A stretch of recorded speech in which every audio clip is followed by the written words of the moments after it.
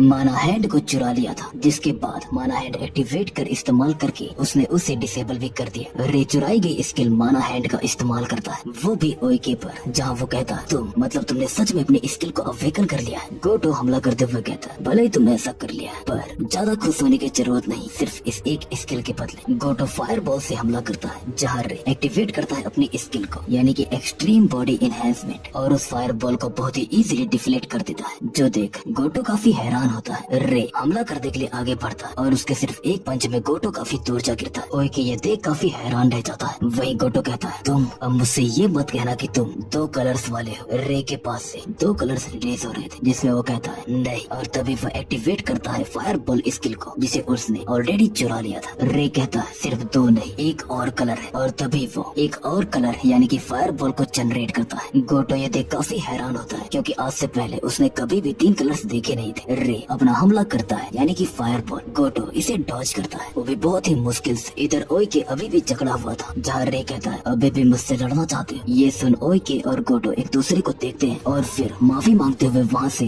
भाग जाते हैं। रे कहता है अगर काय को इसके बारे में पता चला तो मेरे लिए अच्छा नहीं होगा। असल में तो मेरे साथ काय के एक कुत्ते की तरह बर्ताव किया गया। वो मुझे अपने नौकर के अलावा कुछ नहीं समझता था। अगर उसे ये पता चलेगा कि मैंने एक स्किल अवेकन की है तो वो जरूर मेरे पास आएगा मुझे खत्म करने के लिए। ऑलरेडी वो लेवल 50 पर पहुंच चुका है, जो कि मॉडर्न एरा में वन ऑफ द स्ट्रॉन्गेस्ट माना जाता है। और साथ में काय इकलौता नहीं है जिसकी मुझे फिक्र करनी चाहिए, क्योंकि जल्द ही वो डंजन भी अनलॉक होगा। पर बात की जाए अभी की, तो इस वक्त मुझे बस जितना हो सके उतना अपने लेवल को बढ़ाना है। ये बोलने के साथ ही वो डंजन के अंदर एंटर कर जाता है। एंटर होने के बाद वो सोच रहा था लेवल हमारे स्ट्रेंथ की फाउंडेशन है, लेवल अप कर नई स्किल्स को सीखा जाता है, जिससे कि तुम्हारा पूरा माना पूल तक बढ़ेगा। पर उससे भी ज्यादा जरूरी कि आखिरकार माना के बढ़ने के बाद कौन उस माना को कितने हद तक कंट्रोल कर पाता है। तभी रे के सामने एक फ्लेम विजार्ड जो कि लेवल 38 पर था वो आता है। रे कहता है इस वक्त मैं बहुत ही मुश्किल से फायर बॉल को क्रिएट कर पा रहा हूँ। फायर बॉल्स क्रिएट कर रे हमला करता है और सोचता है लेवल्स के बीच का ये अंतर यही असली समस्या है। एक सेम टेक्निक अलग अलग लेवल्स पर अलग अलग प्रकार से काम करती है। विजार्ड भी काउंटर अटैक करता है, जिसे रे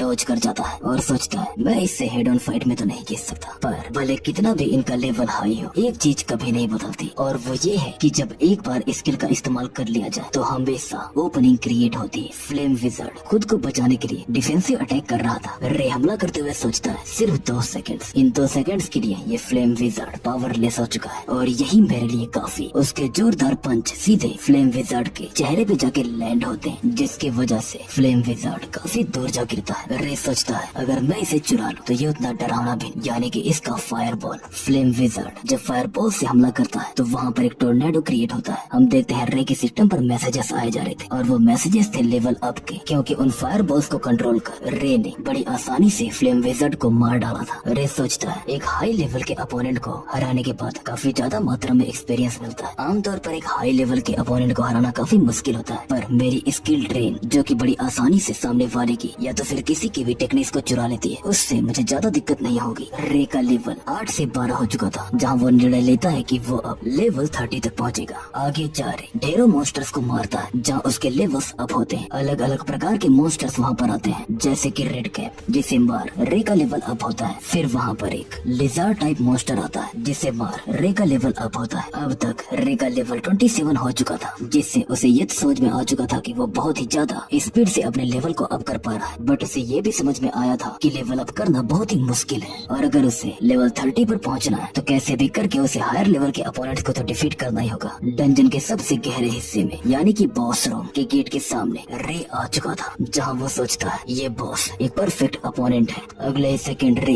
गेट ओपन कर अंदर चला जाता है, जहाँ उसके सामने स्कल डेमन जो कि लेवल 45 पर था, वो इम्प जो कि लेवल 30 पर होते हैं उनके साथ आया था। रे कहता है ये सभी के सभी हायर लेवल पर, अगर मैं इनकी टेक्निक्स को चुरा लूं तो जीतने का मेरे पास एक मौका है। अगले ही सेकंड रे आगे बढ़ पड़ता है, जहाँ वो ऊपर से हमला करने की कोशिश करता है, बट इससे पहले कि उसका हमला स्कल डेमन पर लैंड होता, स्कल डेमन के पास मौजूद उसका शील्ड एक्टिवेट हो जाता है, जिसकी वजह से रे कुछ कर नहीं पाता और पीछे हट कहता है जैसा मुझे लगा था मैं उस तक पहुंच नहीं सकता। इस वक्त माना बैरियर रास्ते में, तो मैं अपनी स्किल ड्रेन को एक्टिवेट नहीं कर सकता। रे अपना हमला कर चुका था और अब बारी थी स्कल डेमन की, इसलिए वो जोर से गुर्राते हुए रे पर हमला करने के लिए आगे बढ़ता है। रे इस हमले को बड़ी मुश्किल से डॉज कर सोचता है मेरे पास अब कोई रास्ता नहीं, मुझे उसका इस्तेमाल करना ही होगा। होगा। इस वक्त मेरे पास वो पावर तो नहीं है, पर अभी भी काम हो सकता है। रे वहाँ मौजूद एक इम्प की तरफ बढ़ता है और उस पर एक घातक हमला कर अपनी स्किल ड्रेन एक्टिवेट करने के बाद आइस नीडल को चुरा लेता है। अगले ही सेकंड वो फायर बॉल का इस्तेमाल कर उस इम्प को खत्म कर देता है। रे इस्तेमाल करता है आइस नीडल स्किल का और इस हमले की वजह से वो दूसरा इम्प भी मारा जाता है। अब तक वो दोनों मारे जा चुके थे, जहाँ सिर्फ स्कल डेमन बचा था। रे को लग रहा था कि अब और इम्प्स नहीं आएंगे, बट असल में स्कल डेमन एक इम्प को रीसमन कर देता है, वो भी तुरंत के तुरंत। आमतौर पर ये काफी दिक्कत वाली बात है, बट इस वक्त रे के लिए ये कोई बड़ी समस्या नहीं है, इसीलिए वो उस इम्प पर भी हमला करता है और उसे खत्म करने के बाद ही उसका लेवल अप होता है, जहाँ वो लेवल 27 से लेवल 28 पर पहुंच चुका था। इन इम्प्स को मार के उसे काफी एक्सपीरियंस पॉइंट्स मिल रहे थे, जहाँ उसे समझ में आ जाता है कि अगर ऐसे ही उसका लेवल अप होता रहा तो जरूर जितने माना को वो कंट्रोल कर सकता है वो अपनी असली वैल्यू पर पहुंच जाएगा। स्किल सिंथेसिस अनलॉक होता है, जिसका इस्तेमाल करने के लिए रे काफी समय से वेट कर रहा था। स्कल डेमन जोर से गुर्राता है, वही रे इस्तेमाल करता है आइस नीडल और दूसरे हाथ से फायर बॉल का, जहाँ वो स्किल सिंथेसिस का इस्तेमाल कर उन दोनों अटैक्स को मर्ज कर देता है। इन कंबाइंड अटैक्स का हमला करने के लिए रे स्कल डेमन की तरफ कूद पड़ता है और इस हमले को नाम देता है फायर लांस का।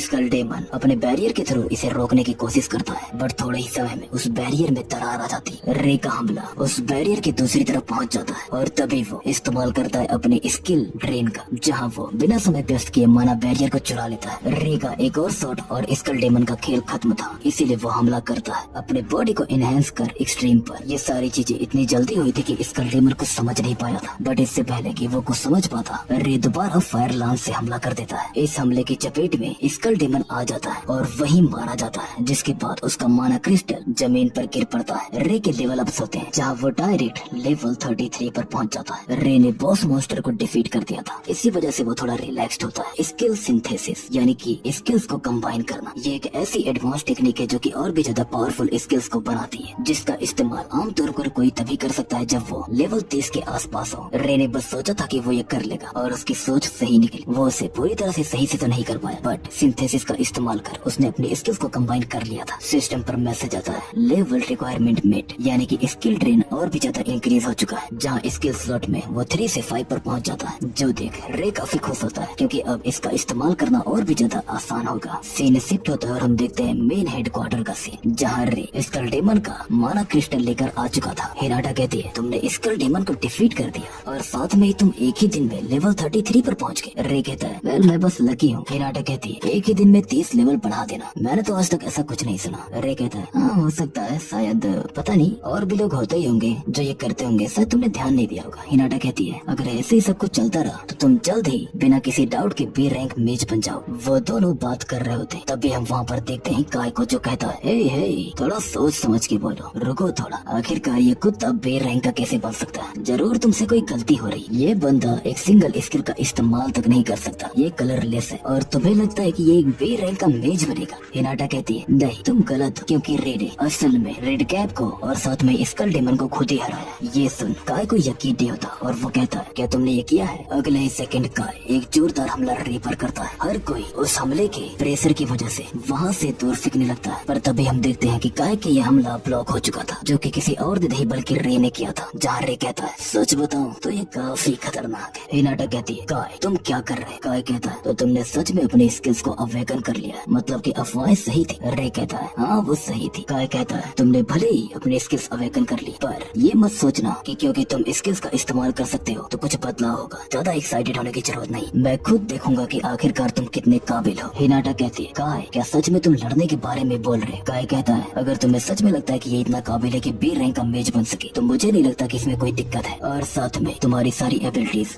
जो बे रैंक पर पहुंच चुकी है वो झूठी है ना? रे सोचता है भले ही इस वक्त मैं लड़ने के लिए मना करता हूँ तो भी कुछ ठीक नहीं होगा, क्योंकि बाद में मेरे साथ वही होगा जो हमेशा होता आया है। रे कहता है ठीक है मैं समझ गया, मैं लड़ूंगा। काय कहता है कमीने कहीं की, इस जोसे को कैसे न कैसे कर सबक सिखाना होगा। मेज एसोसिएशन हेडक्वार्टर की अरीना में काय और रे एक दूसरे के आमने सामने थे, जहाँ रे सोचता है अगर तुम किसी ताकतवर अपोनेंट से लड़ रहे हो तो तुम्हें इस बात की जानकारी होनी चाहिए कि आखिरकार तुम कितने हद तक माना को कंट्रोल कर सकते हो, वो भी सिर्फ एक बार में। और मैं ये समझ चुका हूँ कि मुझे कैसे भी करके अपने गार्ड को डाउन नहीं करना है, चाहे कुछ भी हो जाए। मैं इस वक्त लेवल 33 पर और मेरा कॉम्बो सिर्फ 3 बेसिक स्किल्स है, और क्योंकि काय ऑलरेडी लेवल 50 पर है तो जरूर उसका कॉम्बो 5 स्किल के आसपास होगा। आमतौर पर अगर मैं इससे हेड ऑन लड़ता हूँ तो मैं सिर्फ नंबर पावर्स के दम पर ही हार जाऊंगा। इसी वजह से मुझे कैसे भी करके हमारे बीच के इस अंतर को खत्म करना होगा। रे अपना पहला हमला करता है, वो भी आइस नीडल से। इधर काय फायरबॉल से हमला करता है। उन दोनों के हमले एक दूसरे से टकराते हैं। तभी होता है वहाँ पर एक ताकतवर ब्लास्ट। काय अबे सामने देखने की कोशिश कर ही रहा था और जैसे ही धुंध हटती है उसकी आंखें खुली की खुली रह जाती है, क्योंकि रे उसके पास पहुंच चुका था। एक्सट्रीम बॉडी इनहेंसमेंट का इस्तेमाल करते हुए रे के पास से येलो कलर रिलीज हो रहा था, जो देख काय कहता है येलो कलर इनहेंसमेंट स्किल मतलब कि 2 कलर्स वाला विल्डर। रे सोचता है 4 स्किल का इस्तेमाल करने के बाद अब इसके पास सिर्फ इतना ही माना बचा होना चाहिए जिससे कि ये एक स्किल का इस्तेमाल कर सके। तो अब मेरी बारी। रे इस्तेमाल करता है स्किल सिंथेसिस का, जहाँ वो हमला करता है फायर लांस से। ये देख काय सोचता है एक ऐसी स्किल जो कि ब्लू और रेड कलर की स्किल को कंबाइन करके बनाया जाए, इसका मतलब तुम 3 कलर्स की स्किल का इस्तेमाल कर सकते हो। पर तभी काय फायर बॉल से हमला करता है, जिस हमले की वजह से रे पीछे की तरफ काफी दूर फेंका जाता है। रे कहता है मेरी सिंथेसिस फायर लांस जो कि 2 स्किल्स के बराबर था, वो एक ऐसी साधारण सी स्किल के खिलाफ कैसे हार सकता है। काय कहता है इसका मतलब तुम 3 प्रकार की कलर्स वाली स्किल का इस्तेमाल कर सकते हो। अब समझ में आ रहा है कि तुम ऐसे बर्ताव क्यों कर रहे हैं, पर फिर भी मैं एक अलग ही लेवल पर हूँ तुम्हारे कंपैरिजन। रे दोबारा खड़ा होता है। काय फायरबॉल से हमला करते हुए कहता है डांस। इन हमलों से रे बचे जा रहा था, पर बहुत ही मुश्किल से। रे भी काउंटर अटैक में फायर लांस से हमला करता है, जिसका जवाबी हमला काय फायरबॉल से करता है। फायरबॉल रे तक पहुंच चुका था, पर माना बैरियर की वजह से वो आगे नहीं बढ़ पाता है। रे को लग रहा था कि वो बचेगा, पर असल में वो माना बैरियर ही टूट जाता है, जो देख काय काफी खुश हो रहा था। पर रे की हालत अब खराब थी। काय कहता है मेरे सामने अपना सर झुकाओ, ऐसा करते ही मैं तुम्हें माफ कर दूंगा। तुम्हें बस ये कहना है मुझे माफ कर दो, आज के बाद मैं ऐसा कुछ नहीं करूंगा। तो चलो कहो अब। रे सोचता है मैं इसके खिलाफ अपने लिमिटेड मूव्स और आउटपुट का इस्तेमाल कर नहीं जीत सकता। क्या मुझे हार मान लेना चाहिए? पर अगर मैं ऐसा करता हूँ तो मुझे दोबारा गुलाम की तरह जिंदगी जीनी पड़ेगी। नहीं, मैं ऐसा नहीं कर सकता। रे कहता है मैं ऐसा कुछ नहीं करने वाला। काय कहता है ठीक है, लगता है जब तक तुम मरोगे नहीं तब तक तुम्हें समझ नहीं आएगा। तो अब मेरे पास कोई और रास्ता नहीं बचा है। काय इस्तेमाल करता है ओवरक्लॉक का, एक ऐसी चीज जो कि टेम्पररी माना को दोगुना कर देता है, कुछ इस प्रकार से कि जितना उसका यूजर इस्तेमाल कर सके। काय दोबारा इस्तेमाल करता है फायरबॉल का और कहता है ये ताकत है एक असली किंग की। फायरबॉल का ये हमला था 10 कॉम्बो अटैक्स यानी कि डिकेड का। रे सोचता है ये वो ताकत है जो कि काय को सबसे ज्यादा ताकतवर बनाती। बाकी के किंग से अगर कंपेयर किया जाए तो काय अपने माना को बहुत ही ज्यादा मात्रा में इस्तेमाल कर सकता है, पर इसने एक गलती कर दी। रे कहता है मैं बहुत समय से इंतजार कर रहा था कि कब तुम इस स्किल का इस्तेमाल करोगे। रे आगे जाते हुए सोचता है 10 कॉन्सेक्यूटिव स्किल अटैक्स वो सिर्फ तभी अचीव किए जा सकते हैं जब ओवरलॉक का इस्तेमाल किया जाए। काय कहता है बेवकूफ नहीं के, तुम्हें सच में लगता है कि तुम हवा में उसे डॉज कर सकते हो। काय जब अपना हमला करता है तो रे माना हैंड का इस्तेमाल करता है, जिससे वो बगल की फ्लोर को तोड़ने लग जाता है। रे सोचता है अगर मैं हमलों को डॉज कर दूं तो ये हमले कुछ भी नहीं, खास करके तब जब इनका कूल डाउन होता है। भले ही ये एक किंग है, पर इन कुछ सेकंड्स के बीच में ये पूरी तरह से डिफेंसलेस होगा। रे सीधे काय के पीछे आता है और उसे एक जोरदार पंच रखता है। इस पंच से काय काफी दूर जा गिरता है। वहीं रे अपनी स्किल रेंज इस्तेमाल करते हुए ओवरलॉक को चुरा लेता है और सोचता है अब इसका खेल खत्म, जब मैंने इसकी अल्टीमेट स्किल ओवरक्लॉक को चुरा लिया है। काय कहता है कमीने कही कि मैं तुझे जान से मार डालूंगा। रे दोबारा से हमले के लिए तैयार होता है। वही काय अपना हमला कर चुका था। हमला करते हुए काय कहता है डेमन लांस। रे सोचता है पर्पल स्किल का सबसे ताकतवर हमला, क्या इसने ये हमला सीख लिया है? रे की तरफ वो हमला बढ़ता है, जहाँ वो इस हमले से बचने के लिए पीछे की तरफ हटता है। रे काफी हैरान था इस हमले की रफ्तार देखकर, जहाँ वो सोचता है मैं काय पर हमला कर पाया क्योंकि वो बेपरवाह हो गया था थोड़े समय के लिए। पर एक बार अगर पर्पल किंग सीरियस हो जाए तो डेफिनेटली ये मुझसे ताकतवर हो जाएगा। काय के हमलों की वजह से रे को बहुत ज्यादा खुद को बचाने पर फोकस करना पड़ रहा था, जिसकी वजह से वो बाकी चीजें नहीं सोच पा रहा था। काय कहता है अभी भी मेरे पास कुछ बचे, तुम तो जानते ही। रे अपनी तरफ से फायर लांस से हमला करता है। काय अपनी तरफ से डेमन लांस से हमला करता है। इन दोनों के हमले एक दूसरे से टकराते हैं, जिसकी वजह से वहाँ पर होता है एक ताकतवर ब्लास्ट। रे खिसकते हुए पीछे दीवार से जा लड़ता है, जिसकी वजह से वो दीवार टूट जाती। काय कहता है यही वो कारण है जिसकी वजह से मुझे पर्पल किंग कहा जाता है। ये सबूत है कि मैं सबसे ताकतवर हूँ। रे सोचता है सही कहा इसने। काय का डेमन लेंस वन ऑफ द स्ट्रॉन्गेस्ट हमला है। वही काय कहता है ज्यादा आसमान में मत उड़, सिर्फ इसलिए कि तू कुछ स्किल्स का इस्तेमाल करता है इसका मतलब ये नहीं कि तू मेरे सामने टिक सकता है। रे सोचता है ये सच है कि मैं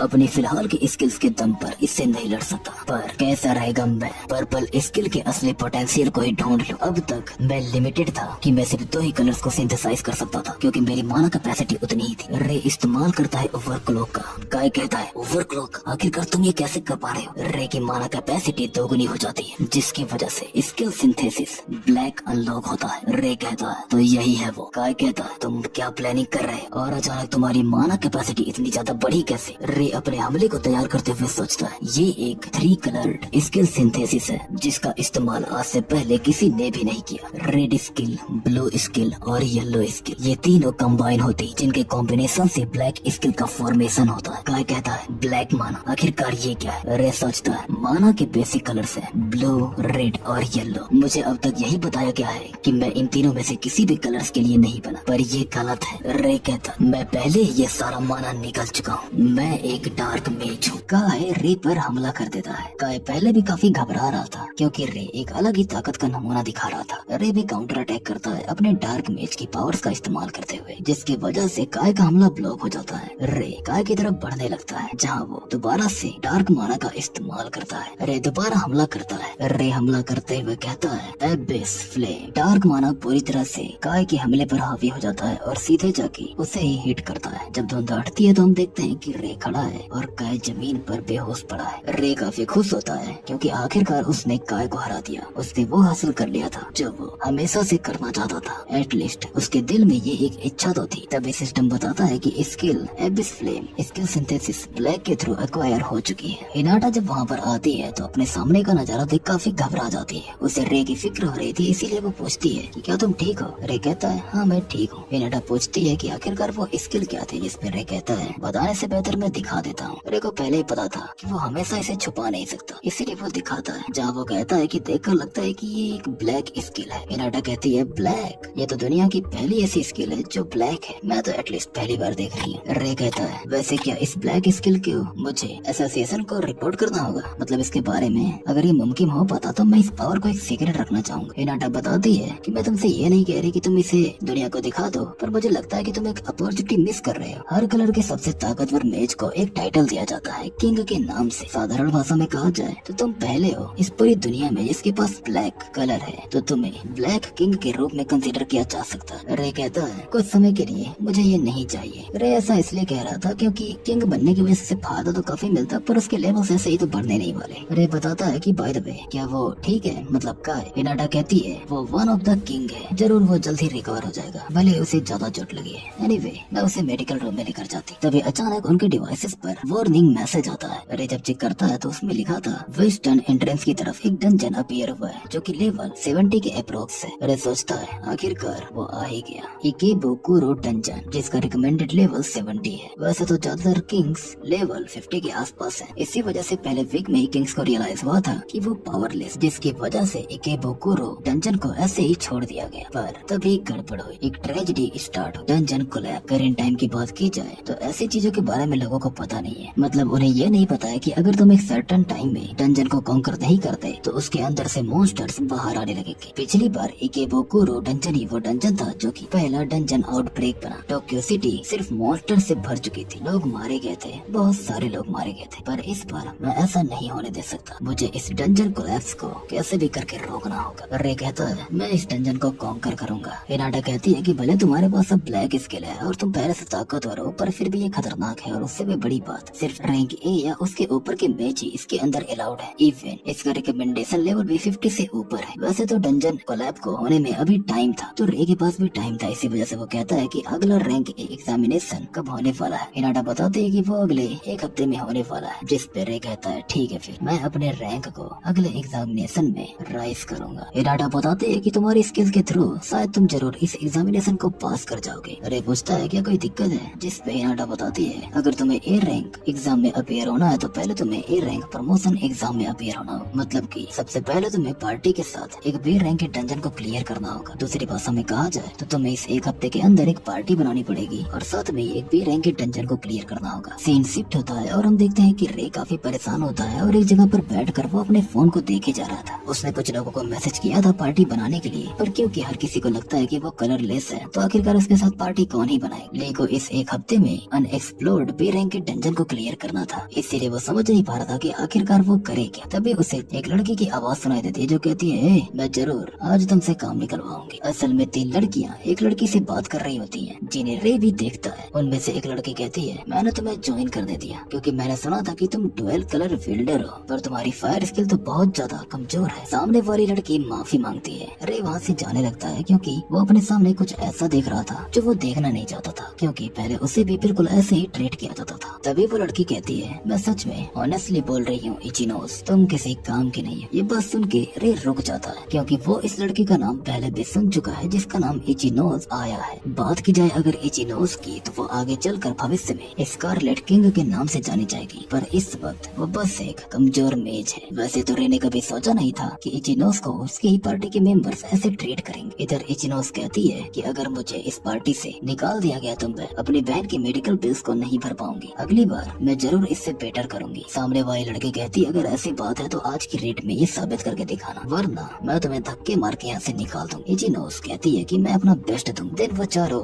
आगे बढ़ जाते हैं। रे सोचता है क्या ये लोग ठीक रहेंगे। रे इस वक्त कहीं जा रहा होता है जहाँ वो जाते हुए सोचता है इचिनोस अगले कुछ सालों में स्कारलेट किंग बन जाएगी, पर वहाँ पर पहुँचने से पहले उसे बहुत ज्यादा कठिनाइयों का सामना करना पड़ेगा। अगर मैं अच्छे से याद करूँ तो इसी समय के आसपास उसके साथ एक घटना होगी। इस घटना में शायद वो बहुत ज्यादा इंजर्ड हो चुकी थी जिसकी वजह से वो कुछ साल के लिए कोमा में चली जाती है। उसे चोट लगी थी बॉस से लड़ते हुए, पर एक सेकंड पर हो सकता है कि शायद ये घटना आज ही हो। मैं पूरी तरह से श्योर तो नहीं हूँ, पर देखकर लगा कि वो नॉर्मल तो बिल्कुल भी नहीं। मुझे जल्दी करनी होगी। सीन शिफ्ट होता है और हम देखते हैं उन्हीं चारों लड़कियों को जो कि इस वक्त एक डंजन के अंदर होती हैं। उनके सामने बॉस मॉन्स्टर होता है जिसका लेवल 45 है और उसका नाम दुल्हन है। तो इसका नाम दुल्हन है, तो अगर मैं दुल्हन दुल्हन इनमें से कुछ भी बोल दूं तो कंफ्यूज मत होना। वो लड़कियां हंसते हुए कहती है कि मैंने कभी सोचा नहीं था कि ऐसा होगा। तभी वो इचिनोस को धक्का देकर आगे भेज देती है, ये बोलते हुए कि अकेले लड़। इचिनोस कहती है, पर मैं एक दुल्हन से अकेले कैसे लड़ सकती हूँ। जिस पे वो लड़की कहती है, ठीक है फिर मैं तुम्हें धक्के मार के निकाल देती हूँ, और अगर ऐसा नहीं चाहती तो अपना बेस्ट दो। आखिरकार ये तुम अपनी छोटी बहन के लिए कर रही हो, उसके मेडिकल बिल्स नहीं भरते तुम्हें। इचिनोस समझ जाते हैं कि उसके पास और कोई रास्ता बचा नहीं। इधर वो तीनों लड़कियां हंसते हुए इचिनोस को देख रही थी। इचिनोस फायर मैजिक का इस्तेमाल करते हुए फायर बॉल जनरेट करती है और अगले सेकंड वो दुल्हन पर हमला कर देती है, पर इससे उसे कुछ खास फर्क पड़ता नहीं। अगले सेकंड दुल्हन एक ताकतवर हमला इचिनोस पर करता है, जहाँ इचिनोस खुद को बचाते हुए पीछे हटती है, पर फिर भी वो गिर पड़ती। दुल्हन हमला करके इचिनोस को खत्म करने वाला था। वहीं इचिनोस को भी रियलाइज हो चुका था कि वो किसी काम की नहीं, पर तभी वहाँ पर एक आवाज आती है, एक्सट्रीम बॉडी इनहेंसमेंट। हम देखते हैं कि रे वहाँ पर आ चुका है जिसने दुल्हन के हमले को ब्लॉक कर लिया है। रे अपनी पूरी ताकत का इस्तेमाल करते हुए दुल्हन को पीछे धकेल देता है। इचिनोस अपने सामने रे को देखकर काफी हैरान थी। वहीं रे पूछता है, क्या तुम ठीक हो। इधर वो लड़की सोच रही थी कि आखिरकार ये मॉन्स्टर इतनी आसानी से पीछे कैसे जा सकता है और ये है कौन। दुल्हन की बात की जाए तो उसका वजन काफी ज्यादा है, जबकि इसने सिर्फ अपनी स्वॉर्ड का इस्तेमाल करते हुए उसे पीछे धकेल दिया। इधर दुल्हन पूरा रेज में आ जाता है। रे को भी रियलाइज होता है कि इतना काफी नहीं था। दुल्हन का जो आर्मर था वो स्ट्रेंथ स्किल से इनहेंस्ड था, तो एक नॉर्मल अटैक उसे पेनिट्रेट नहीं कर सकता। ऐसे परिस्थिति में रे दुल्हन पर हमला करता है ताकि वो दुल्हन के स्किल को चुरा कर उसे नलीफाई कर दे। स्किल ड्रेन का इस्तेमाल करते हुए दुल्हन की स्किल को रे चुराने की कोशिश करता है, पर वो इसमें नाकामयाब हो जाता है क्योंकि वो स्किल एक्टिवेट ही नहीं होती है। रे खुद को बचाते हुए पीछे की तरफ आता है। इचिनोस पूछती है, क्या तुम ठीक हो। जिस पर रे कहता है, हाँ मैं बिल्कुल ठीक हूँ, मैंने किसी तरह से उसके हमले को अपनी स्वॉर्ड से ब्लॉक कर दिया। रे को रियलाइज होता है कि अगर उसे इस स्किल को चुराना है तो उसे एक अलग तरीका अपनाना होगा, क्योंकि दुल्हन का जो आर्मर है वो काफी बेटर है, मतलब कि वो बाहरी तरफ से पूरा मेटल का बना है। इसी वजह से उसे आर्मर के अंदरी भाग को टच करना होगा। दुल्हन रे पर हमला करता है, पर रे मैजिक बैरियर का इस्तेमाल करते हुए इस हमले को ब्लॉक कर देता है। वो अपने साथ साथ इचिनोस को भी बचा रहा था। दुल्हन के इस हमले की वजह से वहाँ पर जो 3 लड़कियाँ और मौजूद होती हैं, उनमें से 2 पीछे की तरफ फिक पड़ती हैं। बची हुई एक और लड़की जो होती है, ये सब देखकर वो दुल्हन पर एक ताकतवर हमला लैंड करती है, पर दुल्हन उसके हमले को काउंटर करते हुए उस पर एक जोरदार हमला करता है, जिसकी वजह से वो भी पीछे की तरफ फिक पड़ती। रे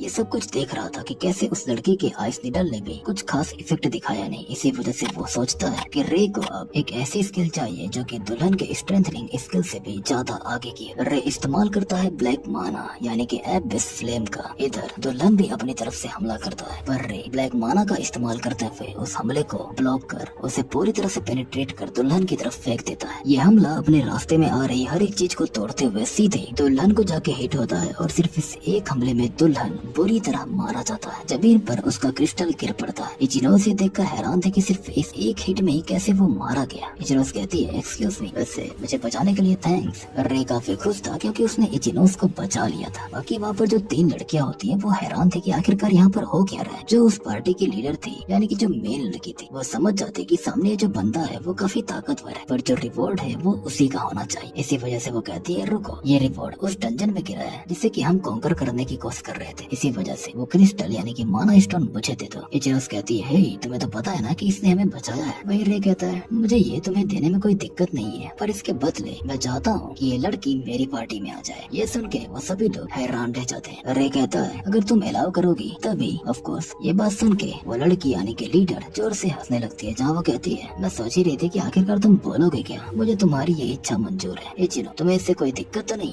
इचिनोस कहती है, मुझे कोई दिक्कत नहीं। रे वो माना क्रिस्टल उस लड़की को दे देता है और वो वहाँ से जाते हुए कहती, मुझे लगा नहीं था कि ये नकारा लड़की की कीमत इतनी ज्यादा। रे सोचता है, एक नकारा लड़की, शायद इस मामले में ये गलत है। थोड़े समय बाद इचिनोस पूछती है, मुझे इनवाइट करने के लिए थैंक्स। इस पर रे कहता है, माफ करना, मैंने अचानक से तुम्हारी पार्टी को तुमसे छुड़वा दिया, पर क्या ये तुम्हारे लिए ठीक है? इस पर इचिनोस कहती है, मैं बस तुम्हें और ज्यादा नीचे करूँ, मतलब मैं उतनी कुछ खास काम की हूँ नहीं। रे इचिनोस को बताता है कि तुम उनसे ताकतवर बनोगी जिन्होंने तुम्हें पीछे छोड़ दिया। ये बात सुनकर इचिनोस थोड़ा हैरान होती है, जिस पर रे बताता है कि यहाँ पर आने से पहले एसोसिएशन में मैंने तुम्हारी बात सुन ली थी। इचिनोस को वो पल याद आता है जिस पल में वो उन 3 लड़कियों से अपनी पार्टी में माफी मांग रही थी, इसी वजह से उसे थोड़ा शर्म महसूस होने लगती है। रे कहता है, ये बस एक इत्तेफाक है, मुझे माफ कर देना। दिन रे कहता है, मैं तुम्हें सपोर्ट कर सकता हूँ। इचिनोस थोड़ा सोचती है और वो भी राजी हो जाती है। दोनों हैंडशेक करते हैं। हम देखते हैं अगले दिन का सीन। दोनों तैयार होते हैं बी रैंक के डंजन को कॉन्कर करने के लिए, जिसपे इचिनोस पूछती है कि अगर हम इस डंजन को कॉन्कर कर ले तो क्या हम ए रैंक के एग्जामिनेशन टेस्ट में अपीयर हो सकते हैं?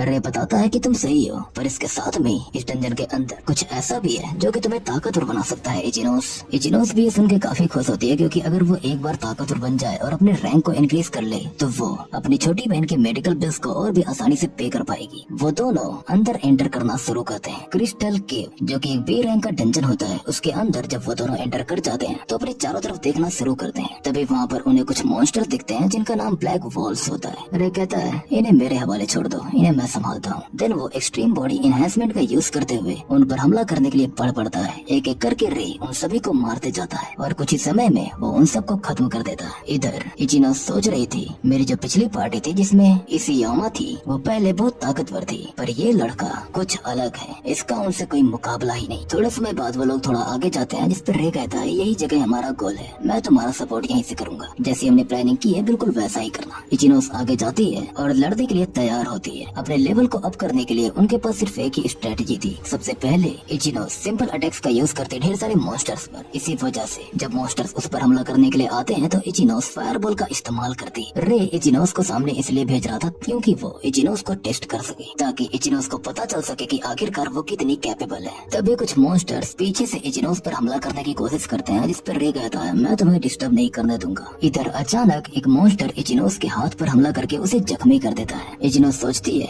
मैं इन्हें हराती जा रही हूँ, पर ये लोग भी आते जा रहे हैं, ये तो खत्म होने का नाम ही नहीं ले रहे। ऐसा ही चलता रहा तो मेरा माना खत्म हो जाएगा। इचिनोस की नजर रे पर पड़ती है, जो कि वहाँ पर आए हुए उन मॉन्स्टर से लड़ रहा था, जो कि इचिनोस पर पीछे से हमला करने की कोशिश करते हैं। इसी वजह से उसे रियलाइज होता है कि रे उसकी बैटल को और भी इजी कर रहा है, तो वो ऐसे ही गिव अप नहीं कर सकती और कंप्लेन तो बिल्कुल भी नहीं। इचिनोस डिसाइड करती है कि वो अब लड़ेगी। देन वो मॉन्स्टर्स को मारते जाती है, उसका लेवल अप होता चला जाता है। थोड़े समय बाद जब मॉन्स्टर हंटिंग काफी हद तक कंप्लीट हो जाती है तो इचिनोस की एक स्किल अनलॉक होती है, यानी कि ब्लास्ट फर्नेस। सीन शिफ्ट होता है और हम देखते हैं क्रिस्टल केव के बॉस रूम का सीन, जहाँ पर इस वक्त वहाँ का बॉस मॉन्स्टर ह्यूज स्लाइम मौजूद होता है, जो कि लेवल 52 का है। वो स्लाइम हमला करता है, जिसका सामना करने के लिए रे आगे जाता है। रे कहता है, तुमने अभी जो स्किल अनलॉक की है प्लीज उसका इस्तेमाल करो। इचिनोस ब्लास्ट फर्नेस का इस्तेमाल करती है, जिसकी वजह से उसके चारों तरफ एक फायर वॉल जनरेट होने लगती है। इचिनोस पूरी तरह से फायर से ढक चुकी होती है। रे ने इचिनोस को इसलिए ये यूज करने के लिए कहा था क्योंकि इचिनोस का जो माना पूल है वो बहुत ज्यादा ही एडवांस है, मतलब कि माना पूल की बात की जाए तो इचिनोस उसमें काफी ज्यादा माहिर है। और ब्लास्ट फर्नेस एक ऐसी स्किल है जो कि तुम्हारे फायर पावर को बढ़ा देती है, पर इसके लिए काफी ज्यादा माना भी लगता है, जो कि इचिनोस के लिए बड़ी बात नहीं है।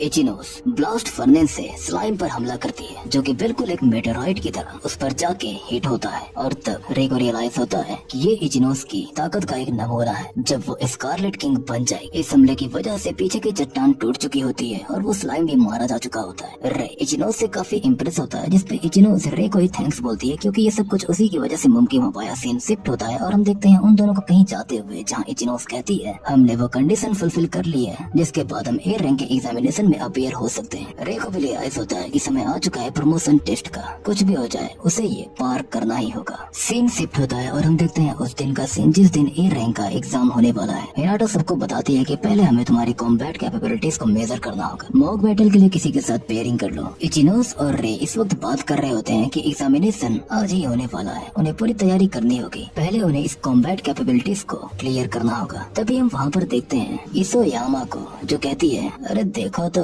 मैंने सोचा नहीं था कि इसके जैसी एक लड़की भी इसमें पार्टिसिपेट करेगी। रे और इचिनोस उन्हें देखकर काफी हैरान होते हैं। इचिनोस माफी मांगती है जिस पर रे कहता है तुम लोगों को फिक्र करने की जरूरत नहीं है, ये कम से कम उनसे तो नहीं हारने वाली जो एक अकेले इंसान को एक मॉन्स्टर से लड़वा दे और खुद पीछे रहकर देखे। इसोयामा कहती है जितना टफ एक्ट कर सकते हो कर लो। इचिनोस की बजाय अब मेरे पास एक बेटर पार्टी मेंबर है। असल में ये होती है आओनो योरी। ये एक ऐसी लड़की है जिस पर इसोयामा को इतना भरोसा होता है कि इसके खिलाफ तो ये लोग जीत ही नहीं सकते। रे ने पहले भी आइमो योरी का नाम सुना था। योरी एक ऐसी लड़की थी जिसने एक हाई डिफिकल्टी डंजन को एक ही स्प्लैश में खत्म कर दिया था और तब से वो फेमस हुई थी। अगर इस टाइम की बात की जाए तो इस टाइम पर यूरी की एबिलिटीज लगभग ए रैंक के आसपास है। यूरी रे से कहती है तुम तो काफी दिलचस्प व्यक्ति लगते हो। वहीं इचिनोस कहती है क्या कुछ गड़बड़ है, मतलब रे तुम उसे घूर क्यों रहे हो? कुरोसाकी रे क्या हुआ? जब यूरी कुरोसाकी शब्द सुनती है तो वो समझ जाती है कि शायद ये पर्पल किंग का भाई है। यूरी ने भी सुना था कि कुरोसाकी काय को किसी ने हराया है, इसीलिए वो कहती है मतलब कि तुम वो हो जिसने उसे हराया। ये बात सुन के इचिनोस के होश उड़ जाते हैं कि रे ने पर्पल किंग को डिफीट किया है, इसीलिए वो पूछती है क्या ये सच है रे? रे कोई जवाब नहीं देता। यूरी वहाँ से जाते हुए कहती है खैर जो भी हो तुम मेरे खिलाफ नहीं जीत सकते। पर्पल किंग के बारे में काफी अफवाहें इस वक्त चल रही हैं। मुझे लगता है कि वो बस कमजोर हो चुका है। देन यूरी वहाँ से चली जाती है। सीन शिफ्ट होता है और हम देखते हैं एसोसिएशन हेडक्वार्टर की ट्रेनिंग ग्राउंड का सीन, जहाँ एक बंदा कहता है हम तुम्हारी कॉम्बैट स्किल्स को चेक करेंगे इस आर्टिफिशियल गोलेम का इस्तेमाल करते हुए। ये पूरी तरह से एक स्पेशल रॉक से ढका हुआ है जो कि नॉर्मल रॉक से काफी ज्यादा हार्ड होता है। अपना सबसे बेस्ट अटैक इस गोलेम पर करके इसे डिफीट कर दो। सबसे पहला कैंडिडेट रे होता है। रे जब आगे जाता है तो गोलेम उससे देखे जा रहा था। रे तुरंत एक मैजिक स्पेल कास्ट करता है जिससे कि उसके हाथ में फायर बॉल जनरेट होने लगती है। दो लोग बातें करने लगते हैं कि आखिर एक मेटल एलिमेंट गोलेम के अगेंस्ट में फायर एलिमेंट मैजिक किस काम का? क्या ये बेवकूफ है? रे हमला करने के लिए आगे बढ़ता है। जाहिर है कि उसे भी पता है कि उसका ये नॉर्मल फायर कभी भी इस मेटल गोलेम को ब्रेक नहीं कर सकता। पर क्या सच में उसकी ये जो फायर है वो नॉर्मल है? ले कंबाइन करता है अपनी फायर को लैंस के साथ एंड देन एक लॉन्ग रेंज अटैक करता है जिसकी वजह से मेटल गोलेम के सर में एक होल हो जाता है और जाहिर सी बात है कि मेटल गोलेम डिफीट हो जाता है। हर कोई ये देख हैरान था। उन्हें समझ नहीं आ रहा था कि आखिरकार एक सिंगल हिट में ये डिस्ट्रॉय कैसे हो सकता है। साथ में उन्हें ये भी पता चल चुका था कि रे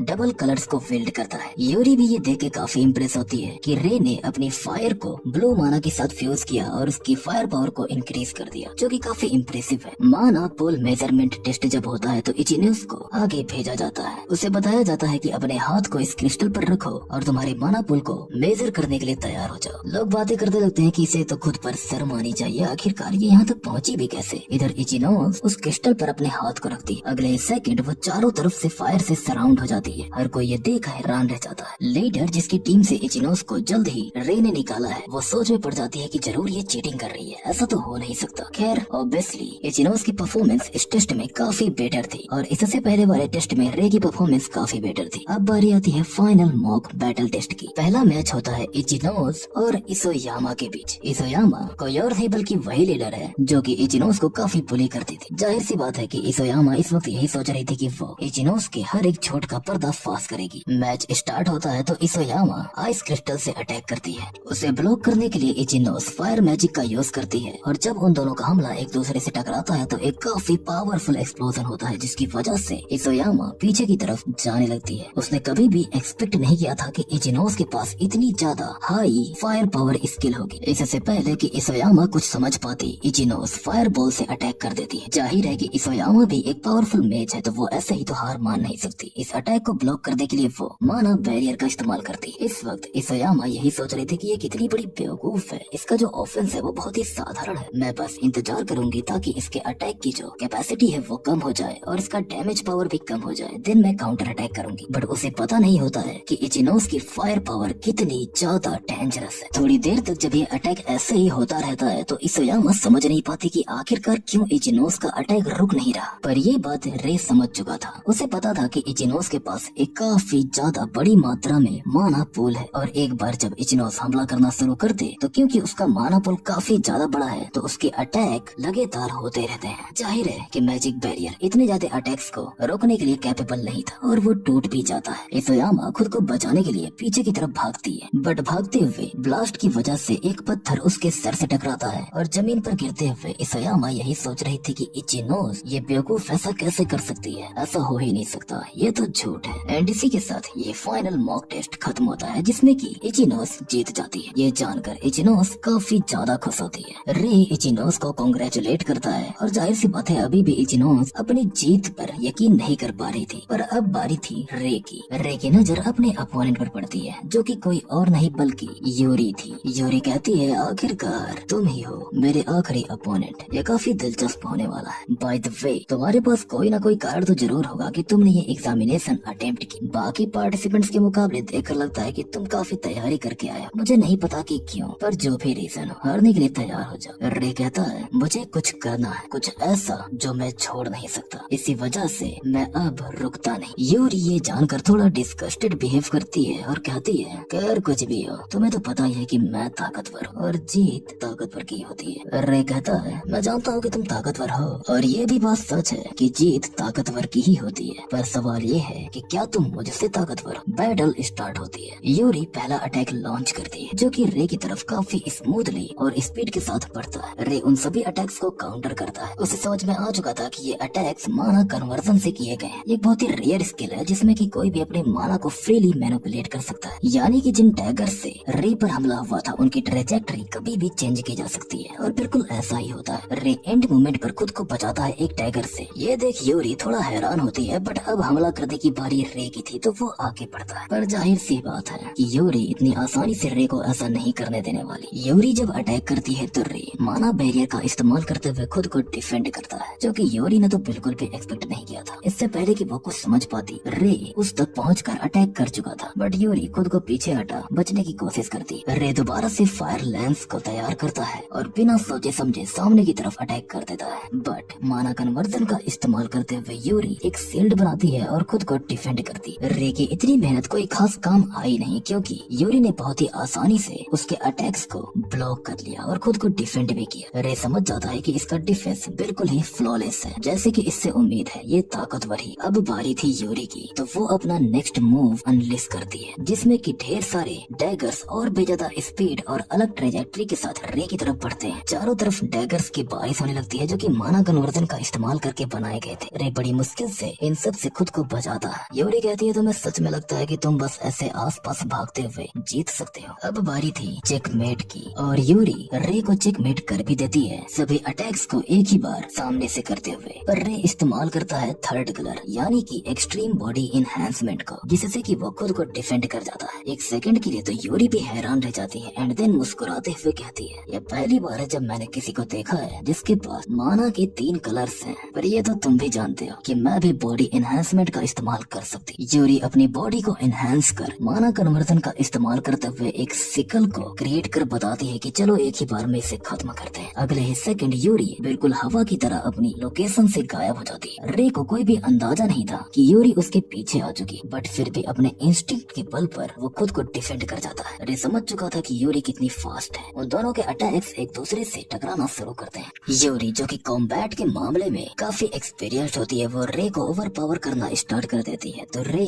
ऐसी परिस्थिति में एक बिल्कुल ही अलग मूव चलता है। वो यूरी के हाथ को पकड़ लेता है। यूरी कहती है इससे कुछ नहीं होने वाला, भले ही तुम मेरे हाथ को पकड़ लो। बट तभी यूरी को रियलाइज होता है कि उसका एक्सट्रीम बॉडी एनहांसमेंट चोरी हो चुका है। यूरी समझ नहीं पाती कि उसकी पावर अचानक से दूर कैसे जा रही। इस मौके का फायदा रे उठाता है और वो यूरी पर एक पावरफुल अटैक लैंड करता है, जिसकी वजह से वहीं पर बेहोश होते हुए कहती है तो तुमने अपने इस हुकुम के इक्के को बचा के रखा था। इस फाइट का रिजल्ट भी सामने आता है और कुरोसाकी रे विजेता होता है। सीन शिफ्ट होता है। हम देखते हैं थोड़ी देर बाद का सीन। यूरी की आंखें खुलती हैं। रे और इचिनोस वहीं पर मौजूद होते हैं। यूरी कहती है मैं अपनी हार स्वीकारती हूँ। मैंने कभी सोचा नहीं था कि तुम इतने ताकतवर हो। तो मुझे इतना तो यकीन है कि तुम यहाँ पर सिर्फ अपने प्रमोशन को दिखाने के लिए तो नहीं आए। रे कहता है मैं सीधे मुद्दे की बात करता हूँ, क्या तुम हमारे साथ जुड़ना चाहोगी? यूरी ये जानकर काफी काफी हैरान हो जाती है। रे कहता है देखो मॉक बैटल का जो रिजल्ट है उसे देखते हुए तुम्हें भी ए रैंक प्रमोट कर दिया गया है। इसी वजह से हमें तुम्हारी स्ट्रेंथ की जरूरत है ताकि हम हाई डिफिकल्टी डंजन्स को कॉन्कर कर सके। रे अपने हाथ को आगे बढ़ाता है। यूरी हंसने लगती है एंड देन वो कहती है तुम सच में काफी दिलचस्प हो। End of the day Yuri मान जाती है। एंड अब रे की इस पार्टी में एक न्यू मेंबर और आ चुकी है। इससे पहले कि वो तीनों अपने इस पार्टी को फॉर्म होने की खुशी मना पाते कि तभी अचानक पूरा हॉस्पिटल का रूम शेक करने लगता है। इचिनो को लगता है कि ये एक भूकंप है, पर रे को पता था कि असल में ये क्या है। आसमान की तरफ देखकर रे सोचता है क्या समय आ चुका है। सीन शिफ्ट होता है और हम देखते हैं कुर्दोस को जो कि god of time and space है। इस वक्त वो कुछ बेड़ियों में जकड़ा हुआ होता है। अचानक कुर्दोस की आंखें खुलती हैं और वो कहता है आखिरकार वो समय आ ही चुका है, बस थोड़ा इंतजार और। इधर हम देखते हैं रे, इचिनोस और इसोयामा को। वो तीनों शांत खड़े थे क्योंकि भूकंप रुक चुका था। रे समझ जाता है ये जो अर्थक्वेक अभी आया था वो किसकी वजह से आया था। रे की पिछली जिंदगी या पिछली दुनिया में इकेबुकुरो डंजन से पहले भी बहुत सारे अर्थक्वेक्स आए थे। बेसिकली अब उनके पास टाइम कम था। इस युग ने डंजन्स की जो डिफिकल्टी देखी थी वो बहुत ज्यादा बढ़ने वाली थी, तो अब उनके पास कोई और ऑप्शन था नहीं। रे उन दोनों से कहता है कि उसे कुछ बात करनी एंड देन वो बताता है उन्हें मिलकर इकेबुकुरो डंजन को कॉन्कर करना होगा। इचिनोस बताती है कि जापानीज पेनिनसुला में वो इस वक्त सबसे हार्डेस्ट डंजन है और फिर भी सिर्फ हम तीन ही मिलकर उसे कॉन्कर करेंगे। इसोयामा यूरी, जैसे कि मैं आगे से इसोयामा प्रोनाउंस करूं या यूरी प्रोनाउंस करूं, समझ जाना कि ये दोनों कैरेक्टर्स एक ही हैं। वो बताती है कि इस अर्थक्वेक को लेकर वो भी काफी परेशान है। आजकल वैसे भी काफी ज्यादा रिपोर्ट्स आ रही हैं इर्रेगुलर मॉन्स्टर्स के अपीयरेंस के बारे में। ऐसा लगता है जैसे एक बड़ी तबाही आने वाली है जिसने कि हमारे दरवाजे पर दस्तक दे दी। खैर जो भी करना है करो, मैं तुम्हारे साथ हूँ। वैसे भी वो जगह काफी दिलचस्प है। अब इसोयामा मान गई थी, इचिनोस के पास भी कोई ऑप्शन बचता नहीं और वो भी रेडी हो जाती, ये बोलते हुए कि वो अपना बेस्ट देगी ताकि वो किसी पर बोझ ना बने। रे पहले तो उन दोनों को थैंक्स बोलता है एंड देन कहता है तो ठीक है फिर तैयार हो जाओ। सीन शिफ्ट होता है और हम देखते हैं अगले दिन का सीन। वो तीनों पहुंचते हैं हिनाटा के पास, जहाँ रे बताता है कि वो इचिनोस और इसोयामा इकेबुकुरो डंजन को कॉन्कर करने के लिए जा रहे हैं। हिनाटा को इन्फॉर्म कर वो तीनों पहुंचते हैं इकेबुकुरो डंजन के सामने। इसोयामा काफी थ्रिल्ड फील कर रही थी क्योंकि ये काफी सुपर डिफिकल्ट डंजन था जिसका लेवल रिकमेंडेशन ही 70 से ऊपर का है। इचिनोस सजेस्ट करती है कि अगर ऐसा मुश्किल हो पाता और हम बाकी के मेजेस को भी लेकर आ पाते साथ काम कर, ये काफी आसान था। रे बताता है कि फिलहाल इससे कोई मदद होने नहीं वाली क्योंकि उनके पास कोई ए रैंक का मेज ही नहीं था जिसे वो डिस्पैच कर सके इस डंजन के लिए। फिलहाल के लिए तो बेहतर यही होता कि किसी ने ओइकावा को यहाँ पर बुला लिया होता। इसोयामा कहती है अच्छा तो तुम उसकी बात कर रहे हो। असल में रे एक ऐसे मेज की बात कर रहा था जो कि टाइम में रिग्रेस होने से पहले जापान में टॉप रैंक पर था। जाहिर है कि इस वक्त ओइकावा काफी बड़ी मदद साबित होता। रे सोचता है अगर डंजन कोलैप्स दोबारा से होना शुरू है तो इसका मतलब वो चीज यानी कि god of space and time Kronos भी सामने जरूर आएगा। मुझे कैसे भी करके ये होने से रोकना होगा। रे उन दोनों से अंदर चलने के लिए कहता है। जब वो तीनों अंदर एंटर करते हैं तो वो काफी हैरान होते हैं क्योंकि अंदर का एनवायरनमेंट काफी डार्क था। रे की नजर सामने मौजूद एक मॉन्स्टर पर जाती है और ये कोई और नहीं बल्कि स्कल डेमन होता है जो कि लेवल 71 पर होता है। उस स्कल डेमन की नजर भी उन्हीं तीनों की तरफ जाती है। बाकी के डंजन्स की बात की जाए तो ये स्कल डेमन बॉस मॉन्स्टर होता है, पर यहाँ पर ये बॉस मॉन्स्टर नहीं बल्कि एक बेसिक लेवल थ्रेट है जो कि ऑलरेडी 70 लेवल से ऊपर का है। रे अपनी स्वॉर्ड को निकाल कहता है चलो करते हैं इसे। इचिनोस और इसोयामा ये दोनों भी तैयार होते हैं। स्कल डेमन एक बैरियर क्रिएट करता है जो कि हमेशा उसके आसपास लगा ही रहता है ताकि छोटे मोटे अटैक्स ब्लॉक हो जाएं ऑटोमेटिक। तो रे बताता है कि हमें पहले इस बैरियर को ही डिस्ट्रॉय करना होगा। रे अटैक करता है फायर लांस से जो कि सीधे जाके उस बैरियर को हिट करता है। जाहिर है कि एक सिंगल हिट उस बैरियर को डिस्ट्रॉय करने के लिए काफी नहीं है, पर रे अकेला नहीं होता है। इसोयामा, यूरी और इचिनो ये दोनों भी अटैक करते हैं। इन तीनों के कंबाइन अटैक्स की वजह से स्कल डेमन का वो बैरियर टूट जाता है और स्कल डेमन का डिफेंस पूरी तरह से वीक पड़ जाता है जिसका फायदा रे उठाता है। रे बिना एक मोमेंट वेस्ट किए स्कल डेमन को बीच में से काट देता है। स्कल डेमन के मरते ही उसका क्रिस्टल वहीं पर गिर पड़ता है। इचिनोस काफी खुश होती है। रे बताता है कि तुम दोनों की टाइमिंग तो काफी परफेक्टली सिंक कर रही है। इसोयामा यूरी पूछती है कि आखिर तुम इतनी सारी स्किल्स को कैसे इस्तेमाल कर पा रहे हो। हमारी बैटल के वक्त से ही मैं इसी सोच में पड़ी हूँ। रे बताता है कि उसके पास एक स्किल है जिसका नाम है स्किल ट्रेन।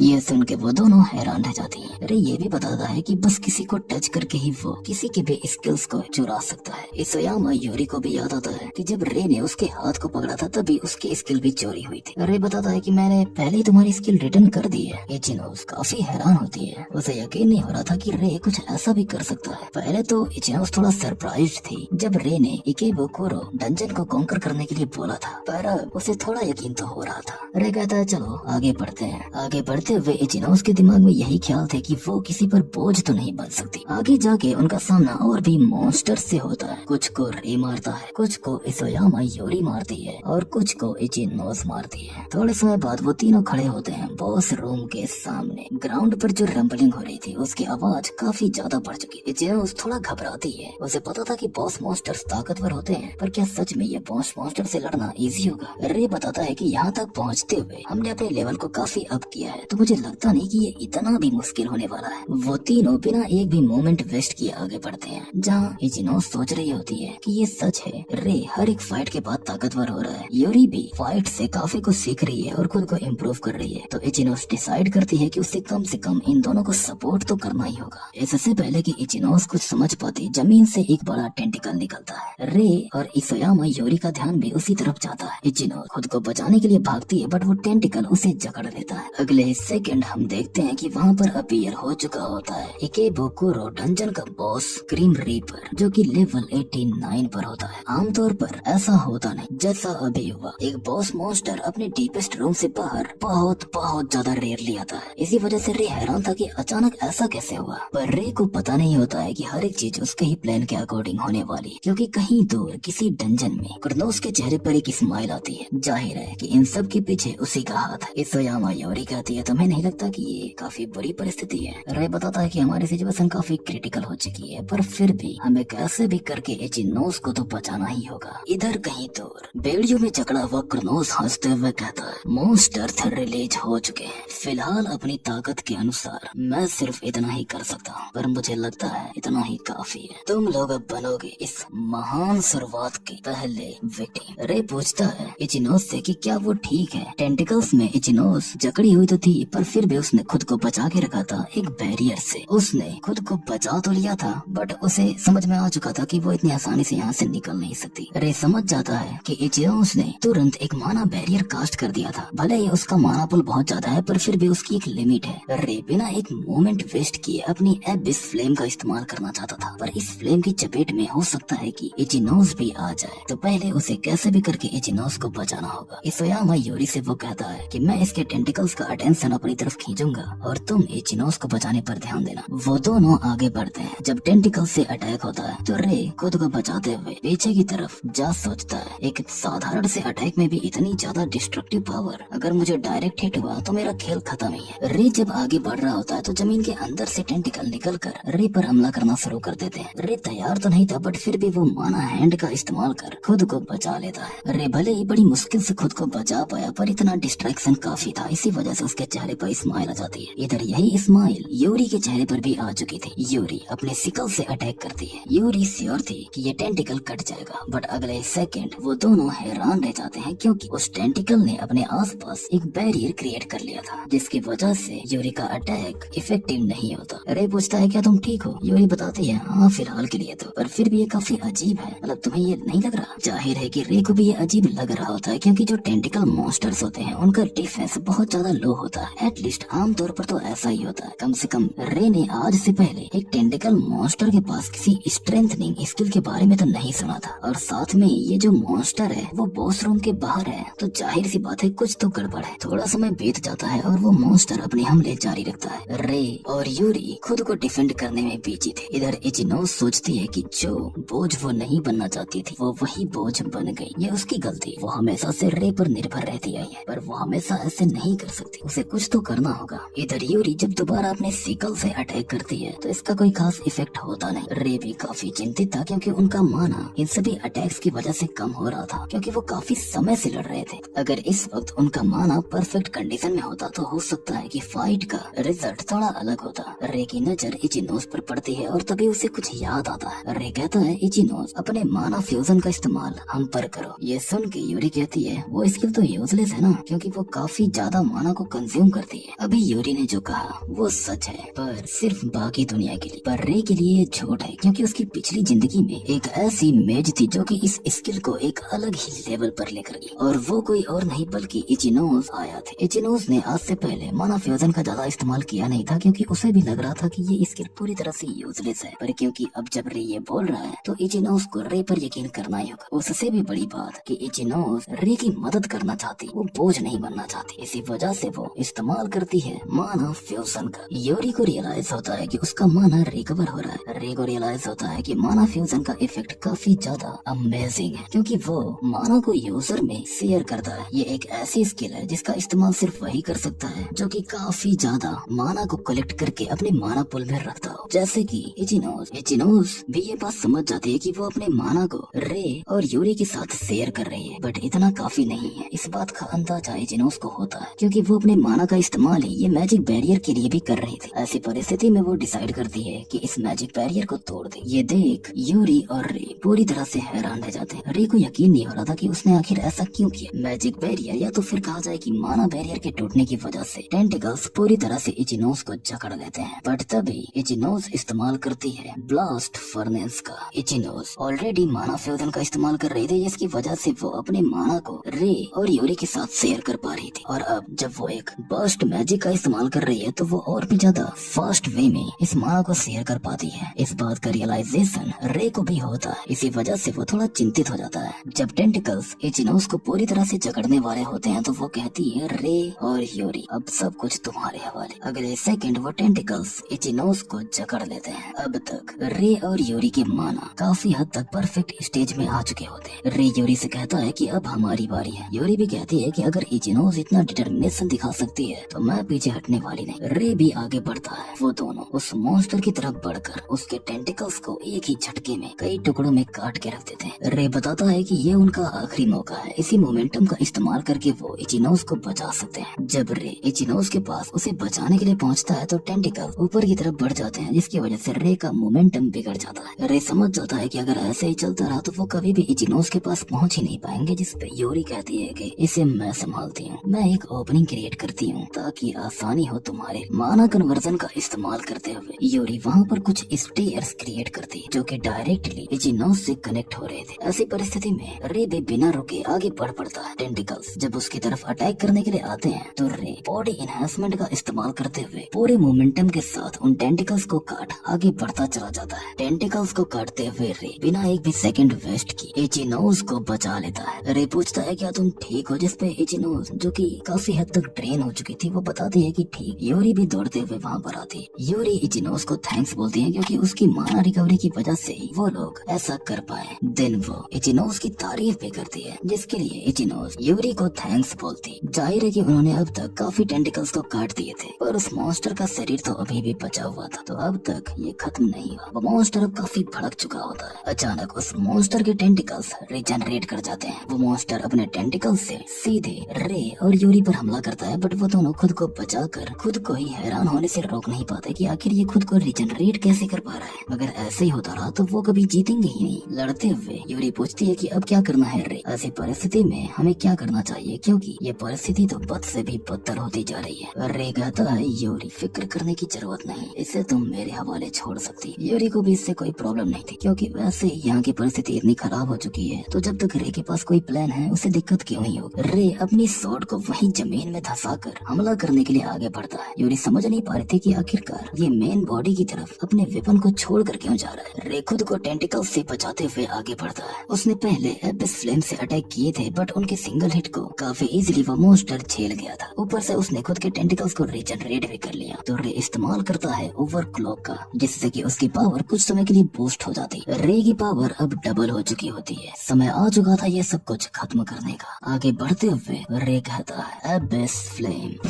ये हमला अब तक का रे का सबसे ताकतवर हमला होता है, जिससे कि वो उस मॉन्स्टर पर हमला लॉन्च कर भी देता है। एक ही सेकंड में वो अटैक उस मॉन्स्टर के शरीर को चीरते हुए आगे बढ़ता है, जिसकी वजह से वो मॉन्स्टर मारा जाता है। रे फाइनली खुद को थोड़ा रिलीफ देता है, बट कहीं दूर क्रोनोस काफी भड़का हुआ था। उसने कभी भी सोचा नहीं था कि ग्रिम रीपर हार जाएगा। क्रोनोस का ये प्लान तो फेल हो गया, पर फिर भी वो इतनी आसानी से तो रे और उसके दोस्तों को यहाँ से जिंदा नहीं जाने देने वाला। इधर अभी इचिनोस और यूरी रे की तारीफ कर ही रहे होते हैं कि आखिरकार उसने ये कर दिखाया। रे भी कहता है कि ये सब कुछ तुम दोनों की वजह से ही मुमकिन हुआ। बट तभी मॉन्स्टर ग्रिम रीपर का शरीर कुछ अलग ही बिहेव करने लगता है। उसकी बॉडी से कुछ पॉइजनस लिक्विड निकलता है जो कि उन्हीं तीनों की तरफ बढ़ पड़ता है। रे अपनी इंस्टिंक्ट का इस्तेमाल करते हुए इस खतरे को भांप जाता है और इचिनोस को बचा लेता है। वो बताता है कि ये लिक्विड जैसी चीज ग्रीम रीपर के शरीर के अंदर से आ रही। उन्हें नहीं पता था कि आखिरकार ये है क्या, पर उन्हें ये जरूर पता था कि उन्हें यहाँ से भागना है और वो बिल्कुल वैसा ही करते हैं। तीनों वहाँ से खुद को बचाते हुए भागने लगते हैं। रे का मकसद ऐसा ही कामयाब हो चुका था। उनका मेन एम था डंजन को कोलैप्स होने से बचाने का, और जब बॉस मॉन्स्टर मारा जा चुका है तो जाहिर सी बात है कि डंजन कोलैप्स नहीं करेगा। और रे भी यहाँ पर ऐसे तो मारा नहीं जा सकता। उनके सामने ही एग्जिट गेट होता है। इससे पहले कि वो तीनों एग्जिट गेट तक पहुँच पाते, वो लिक्विड जैसी दिखने वाली चीज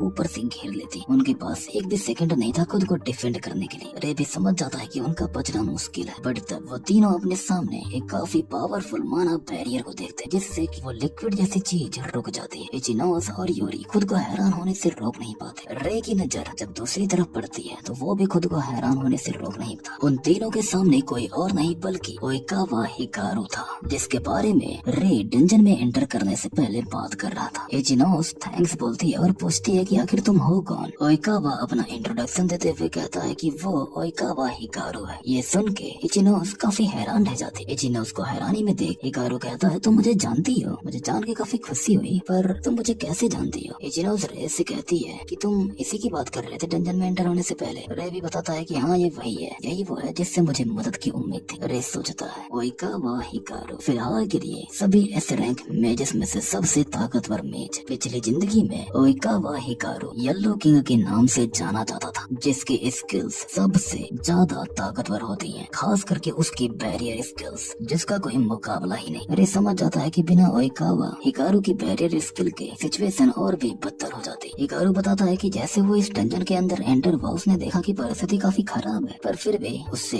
देरी नहीं हुई। अच्छी बात ये है कंट्री की रिक्वेस्ट की वजह से हिकारू को एक दूसरे डंजन में जाना पड़ा था, पर किसी ने हिकारू से कांटेक्ट किया, इसी वजह से हिकारू यहाँ तक पहुँच पाया। अरे थोड़ी देर सोचता है कि आखिर किसने कांटेक्ट किया, एंड देन वो इस कंक्लूजन पर पहुँचता है कि ये हिनाटा ही होगी। हिकारू कहता है बाय द वे तुम पर्पल किंग के भाई हो ना, कुरोसाकी। रे हैरान होता है कि आखिरकार येलो किंग हिकारू उसके बारे में कैसे जानता है, जिसपे हिकारू बताता है कि मैंने कई बार तुम्हारे बारे में सुना है, पर क्योंकि मैंने ज्यादा दिलचस्पी दिखाई नहीं तो तुम्हें फिक्र करने की जरूरत नहीं। रे हिकारू को थैंक्स बोलता है, जिसपे हिकारू कहता है अरे कोई बात नहीं, ये तो अपना रोज का है। वैसे इस डंजन के बॉस को डिफीट करके तुमने भी काफी अच्छा काम किया है। जब वो लोग पीछे मुड़ के देखते हैं तो उन्हें वहाँ पर ग्रीम रीपर का क्रिस्टल दिखता है, जो कि बहुत ही ज्यादा ग्लो कर रहा था। अचानक वो क्रिस्टल जमीन पर गिर जाता है। हिकारू उसे उठाते हुए कहता है कि अगर माना स्टोन्स या तो फिर गए कि ये माना क्रिस्टल्स इतने बड़े हैं, इसका मतलब बॉस काफी ताकतवर रहा हो। देन हिकारू उस क्रिस्टल को रे को हैंड ओवर कर देता है बधाई देते हुए। जब हिकारू वहाँ से जा रहा होता है तो रे पूछता है क्या ये सही है, जिसपे हिकारू बताता है तुमने इस डंजन को पूरी मेहनत के साथ कॉन्कर किया है, तो इस पर पूरी तरह से तुम्हारा ही अधिकार। फिलहाल के लिए तो मैं ये देखना चाहता हूँ कि भविष्य में तुम और कौन सी अचीवमेंट्स हासिल करने वाले हो। मुझे पूरा यकीन है कि अब मैं तुम्हारे बारे में अक्सर खबरें सुनता ही रहूंगा। ये बोलने के साथ ही हिकारू वहाँ से चला जाता है। बाकी बचे हुए वो तीनों हैरानी से उसे देखते रह जाते हैं। सीन शिफ्ट होता है, हम देखते हैं मेज एसोसिएशन का सीन। इचिनोस अंदर एंटर होते हुए कहती है वो बंदा तो काफी अजीब था। रे बताता है कि हाँ हो सकता है ऐसा इसलिए क्योंकि उसके पास टाइम कम था। हिनाटा की नजर जब उन तीनों पर पड़ती है तो वो फिक्र करते हुए पूछती है क्या तुम तीनों ठीक हो। हिनाटा बताती है कि उसे काफी फिक्र हो रही थी क्योंकि ये तीनों बाहर आने में इतना देरी कर रहे थे। हिनाटा कहती है कि तुमने सुबह में अप्लाई किया और फिर चले भी गए, मतलब थोड़ा दिन रुकना तो चाहिए। और उससे भी बड़ी बात कि वो जो डंजन था वो 70 लेवल से ऊपर वाले लोगों के लिए था। खैर ये बताओ कि आखिरकार कॉन्क्वेस्ट का प्रोसेस कैसा रहा, क्या तुमने एंट्रेंस तक को कॉन्कर कर लिया? बॉस को तो डिफीट नहीं कर पाया होगे। रे सामने क्रिस्टल रखते हुए कहता है कि हमने डंजन को पूरी तरह से कॉन्कर कर लिया। ये सुनकर तो सबके होश ही उड़ जाते हैं। न्यूज में खबरें आने लगती हैं कि इकेबुकुरो डंजन पूरी तरह से कॉन्कर हो चुका है। उन्हें नहीं पता था कि आखिर से कॉन्कर किसने किया, क्योंकि इस डंजन का जो लेवल था वो 70 था। न्यूज रिपोर्टर्स डंजन को कॉन्कर करने वाले लोगों के साथ एक अपॉइंटमेंट फिक्स करने पर जुट जाते हैं। जब इचिनोस से सवाल पूछे जाते हैं तो वो बताती है कि आखिरकार अब मैं अपनी बहन के मेडिकल एक्सपेंसेस को पूरी तरह से कवर कर पाऊंगी क्योंकि ये डंजन कॉन्कर हो चुका है। मुझे काफी खुशी है कि रे ने मुझे इनवाइट किया। ये सब कुछ वो तीनों लड़कियां देख रही होती है जिन्होंने की इचिनोस को बुली किया था। अभी भी उन्हें यकीन नहीं हो रहा था कि ये सच है। न्यूज में खबरें आ रही थी तो इन खबरों को पर्पल किंग काई कुरोसाकी भी देखता है। हिकारू मैसेजेस के थ्रू कुछ लोगों को बताने लगता है इसी मामले के बारे। सामने से मैसेजेस में लोग यही बोल रहे थे कि सबसे कमजोर मेज ने डंजन को कॉन्कर किया। ये तो काफी दिलचस्प है। जिस पे हिकारू बस यही कहता है, वैसा ही हुआ जैसा मैंने उम्मीद किया था। इधर दूसरी तरफ रे जब बाहर घूम रहा होता तो उसकी नजर इन्वर्टेड टावर पर जाती है। उसने इकेबुकुरो डंजन को कोलैप्स होने से तो रोक लिया था, पर ऐसा सिर्फ इसलिए हो पाया क्योंकि उसके पास लोगों की मदद थी। रे समझ चुका था कि उसे और भी ताकतवर होना होगा। 3 दिन बाद हम देखते हैं हिनाटा को, जो कि इस वक्त अपने काम में बिजी थी। तभी वहाँ पर वो तीनों आते हैं, रे,